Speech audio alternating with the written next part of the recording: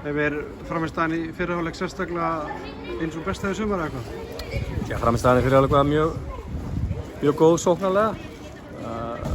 Fórum í þessi svæði sem við vildum fara í og töluðum að fara í fyrir leikinn, komum sanngjarnt yfir, vantaði bara að koma inn þessu þriðja marki, fengum okkur klöfulegt mark eftir hornspyrnu og svona hleyptu þeim inn í leikinn, en líka svona sóknarlega þá bara vantaði svona að klára sóknina betur svona á síðasta þriðjung, en annars bara heldum við fín frammistaða.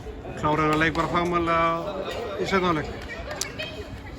Já, auðvitað hefðum við viljað ná inn þessu þriðja marki. Mér finnst við fá möguleikana svona til að koma inn þessu þriðja marki sem að hefði nú sennilega klára leikinn, en Keflavík er gríðarlega öflugt. Ég sá þá í miðri viku taka Káa og pakka þeim saman, spila virkilega góðan fótbolta og eru með öfluga leikmenn, og þannig að þeir hafa sýnt það í sumar, þeir eru erfiður andstæðingur fyrir alla.